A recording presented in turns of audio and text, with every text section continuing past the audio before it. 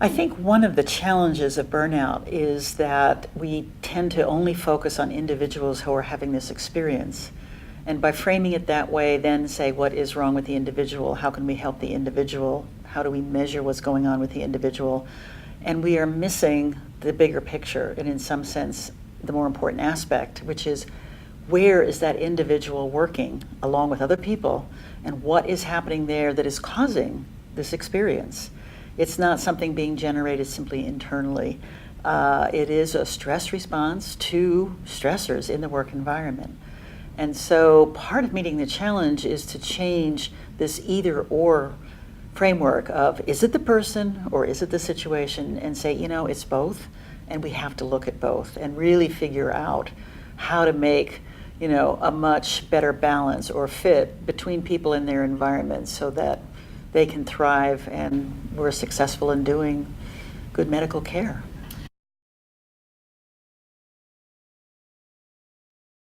People talk about three different kind of things. One is the exhaustion. It just drains you. It takes everything out of you. You're working too hard, too long, and you're still not getting everything done.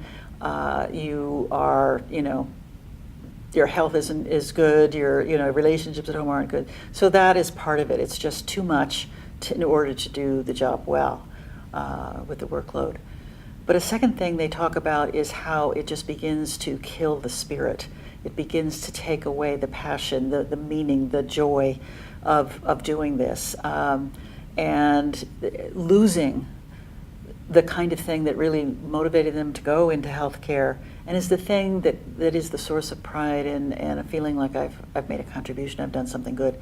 When that goes, so that you're doing the bare minimum rather than your best, when you are cutting corners, when you are doing less than you should and feeling guilty about it. And that leads to the, also the third thing of feeling ineffective in the sense of, I'm not doing the job as well as I should. I'm not feeling good about how I'm handling this. When it takes the spirit out of you, then it's a real loss for all of us in society that we're not getting, in some sense, the best for everybody to really thrive, both the provider and the patients. Burnout is not simply exhaustion. We know about exhaustion. There's a lot of research on stress responses, and we know what happens. So there's already answers there. And a lot of the programs that are developed to help people as to how to cope with stress. So that's fine, but it's missing what's going on to suck your passion away, to really change it into not something that you're really feeling good about. It's not a psychological disease, and I think it's been medicalized in some ways, if I can use that phrase. To treat it as an official disease also means that people think about it in a very bimodal either or. There has to be a way in which you can clearly diagnose it. There's a thing that sort of says yes, no, and it's not that kind of phenomenon. It's an experience that people have. There's a kind of a syndrome quality to it in terms of different things, and the exhaustion, the cynicism, this all can develop. To frame it as a medical disease rather than a social epidemic, which a public health approach as opposed to a medical approach might have. In other words, if everybody is coming to see the doctor and they've got a flu, and you kind of treat each one by one, but if you see lots and lots of people have the flu, or lots of people are coming down with this other illness, it's like, what's going on out there that suddenly everybody is catching this, or having these problems? So it focuses you that if you take that model, a more public health epidemic, kind of thing, then you're looking at what are the other things that are happening that so many people are beginning to have this problem. And I think we need to bring in that perspective so that we're looking more broadly than what is wrong with the people. How do we prop those people up? How do we strengthen them? How do we make them healthy? If we start looking at a lot of these situational stressors, you can really begin to understand them better if you take this job person fit look at it. And so went through and kind of organized a lot of the work around 6 areas. The one that always comes to mind first is workload, demands. of the job. It is the thing that's most clearly connected to exhaustion, part of burnout. And how do you change the demands or the resources or the nature of the task or something? There's a lot of ways of how do you get a better balance, a better fit. People can do the job well, feel good about it, go home and say, yeah, they're okay, managed to do well for all the patients I saw today. Control or autonomy is really the sense of choice, discretion, how much say you have over what you do, as opposed to being essentially you're framed in terms of you can do this but not that, and this kind of thing. And again, people want to have a sense of, let me use that knowledge, those skills, in doing that. And it's not going to be that I'm going to treat each person exactly identically and only for 15 minutes, because I may need more time here than there. Third area has to do with really positive feedback of reward, but what we're finding is that recognition, the social positive feedback from patients, but from colleagues, from other people, are really, really critical. That they recognize when you've done something that's really been important or special or really saved us, in this case, and let you know that, it's acknowledged that okay, this is so important. Related to that is an area of workplace community, and that's really the relationships you have with everybody that you engage with, during the day, in the evening in the job. And are they supportive? Is there trust? Do you have each other's back? Can you go to somebody else when you have a problem? Can't figure out exactly what to do, as opposed to being afraid of showing weakness, or that will make you less qualified to be promoted or something, and so you have to always, I know everything and can do it all well. So the social connectedness is a really important thing in the workplace. What we're also finding is that issues around fairness, around, do people get recognized not just for what they do well, but then do they get new opportunities? Do they get promoted? Do they get, are there good things that come their way because of this, according to protocol, according to policy, or are they being discriminated against? People feeling like, women are not welcome in this particular, career. We're seeing a lot of that in tech right now. Or that somebody else gets the recognition or the opportunity, whatever, and not the people who really did the hard work. The fairness just eats away, in a very negative sense, and we're hearing a lot of that. And then the last one is really the values that, your personal values and the extent to which you get to fulfill and enact those values in your work, or at least they're not violated, in your job, so that you're not feeling like I'm being pushed into doing unethical kinds of things or doing things that I think are not right. That I'm the kind of work I'm doing trains that spirit again. I've been trained so well to do this top of my license, and I'm working at the bottom of my license by typing. That kind of thing as well. This is not why I went into medicine.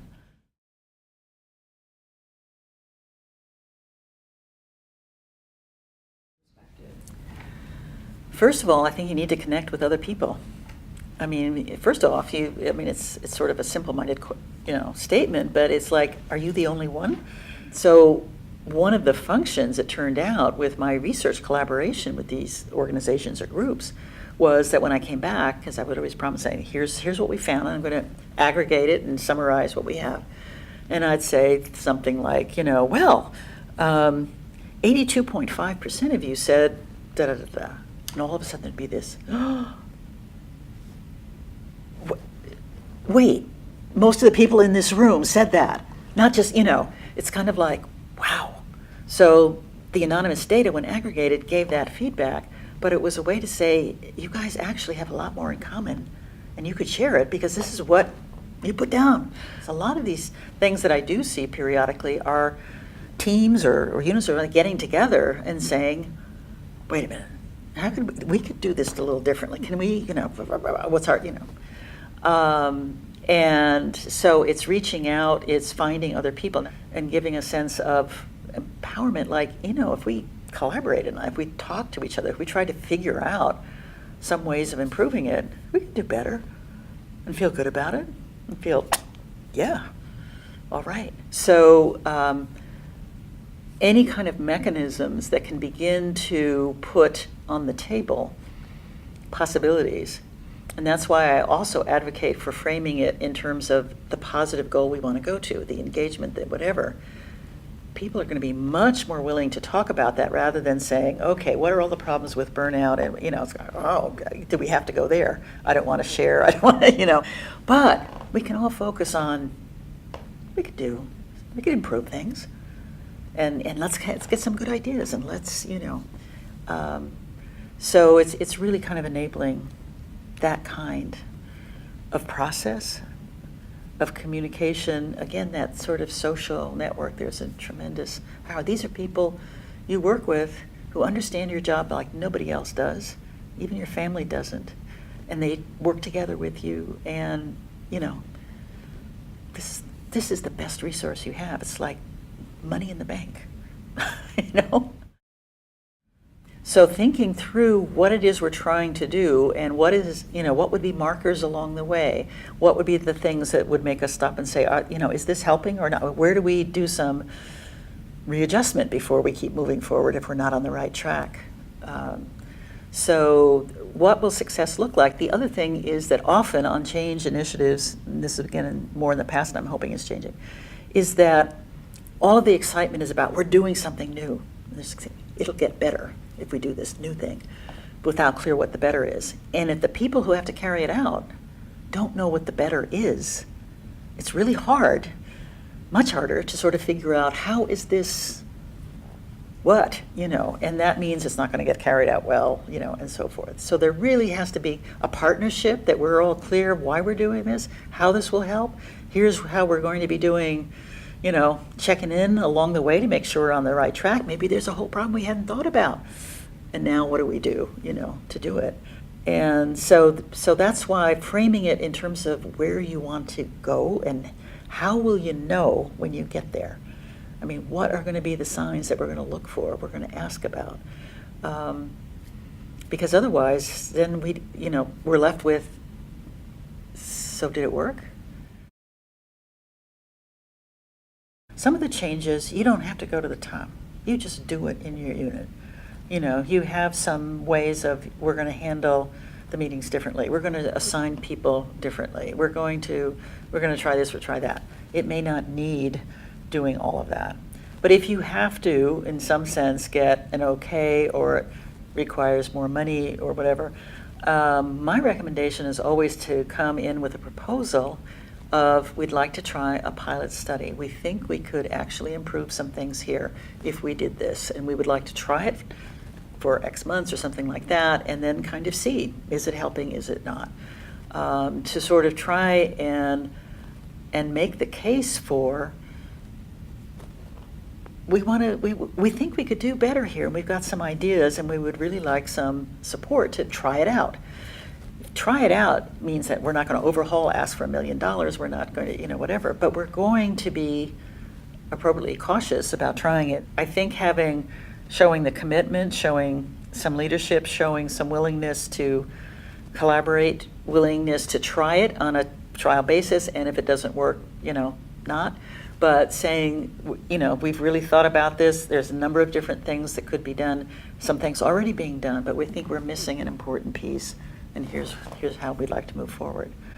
Finding some other allies in other departments, maybe try out your ideas on another department or another set of colleagues that you feel more comfortable with and see what they say and give you feedback. Where there's problems, I think, sometimes is where it really gets into finger pointing, You guys are doing a terrible thing and you've got to basically fix this mess, or we're not going to participate, you do it, kind of doesn't go anywhere, So I think, you're really talking about the values and the goals of what we're doing here. And we want it to be the best possible. You do, everybody does. And we think this would be a step in the right direction. So we'd like your blessing, we'd like some support, we'd want you to know what's happening, and, et cetera.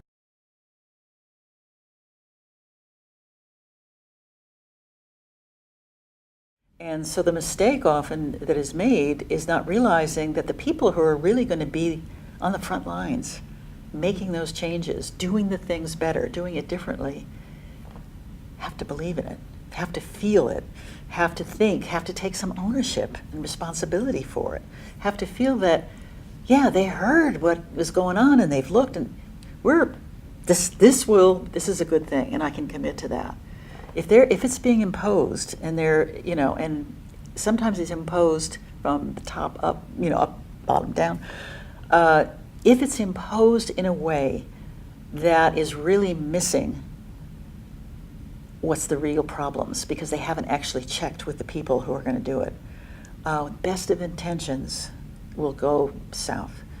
And so, I've seen things being done recently for creating healthy workplaces, not getting a lot of takers among the staff. It's not because people aren't, happy about being more healthy or whatever, but they were never asked about the kind of things that would really make a difference. So I saw one company invest a lot of time and money to put a volleyball court on the roof of the building. Never used by anybody, because nobody, if they thought of what would help, they would not come up with a volleyball court on the roof, because you have to have two teams and not individuals, and it's not something that they wanted to get. Maybe the CEO liked it, I don't know. But and they know that there's money to spend on this. It comes across as very paternalistic. Honey, you don't really take care of yourself, do you? So I've come along and we're putting this thing in just for you. Better use it and get healthy, et cetera, et cetera. And it's like people are seething and saying, you don't understand what we're doing. You really don't understand what our situation is. And we would like to be a part of the solution. We'd like it to not be as bad as it is. It could be better. So the collaboration is really finding ways of getting more input, getting more commitment, getting more buy-in, making sure that we've got enough saying of the 10 things we could do, we're picking the ones that people are willing to sacrifice a little bit to make it. Because you make a change, it doesn't always work well at first, so it takes time.